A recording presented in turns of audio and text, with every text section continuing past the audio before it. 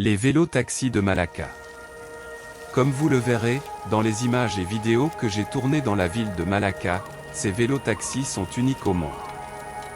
Après vu ceux de Bangkok, du Laos, du Vietnam, de l'Inde, de la Chine, de la Birmanie et du Cambodge, il faut avouer que ceux de Malacca ont quelque chose d'unique au monde.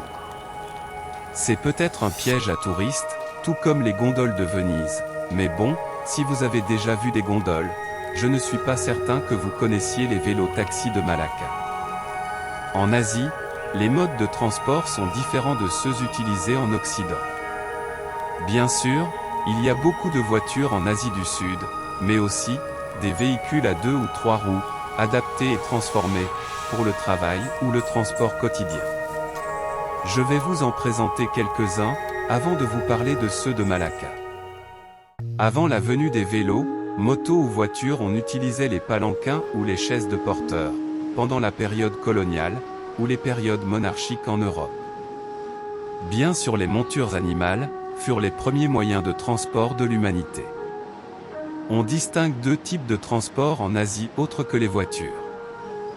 Premièrement, les transports non motorisés que l'on appelle les bekaks ou les cyclopousses, qui sont des véhicules non motorisés, à 3 roues et propulsés à la manière d'une bicyclette.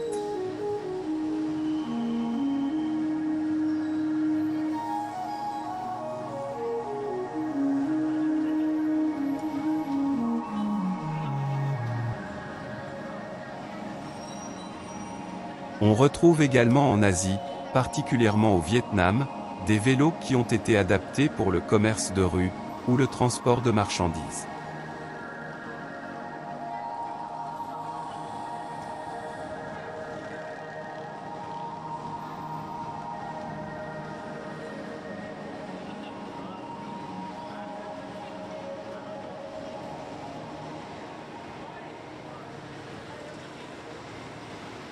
Les cyclopousses, ou les vélos-taxis utilisés en Asie, comme ceux de Malacca, sont des véhicules à 3 roues propulsés à la manière d'une bicyclette.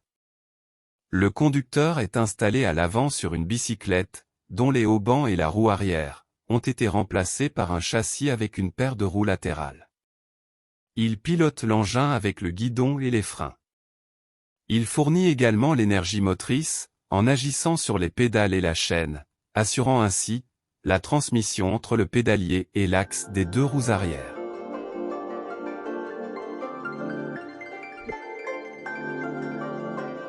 La ville de Malacca en Malaisie est sans doute la capitale mondiale des vélotaxis ou appelée aussi Trichawa, et ce, bien entendu, à cause de la décoration unique de leur bécane qui est vraiment surprenante. La nuit, plus encore, les conducteurs allument d'incroyables néons sur leur engin, qui deviennent de véritables discothèques sur roues, au son d'une sono super puissante.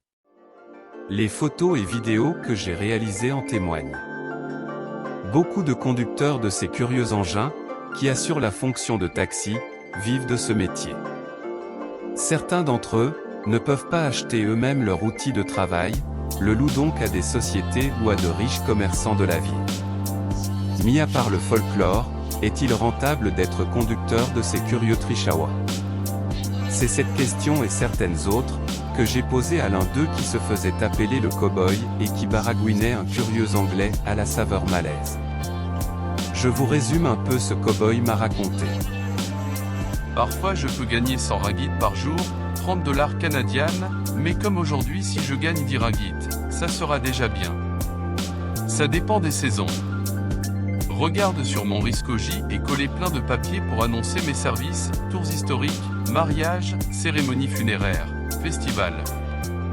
Moi je fais pas juste ce boulot pour l'argent, c'est pas assez payant mais moi j'aime rencontrer des gens. Peut-être un jour, une belle touriste blonde aux yeux bleus m'invitera pour aller prendre un café.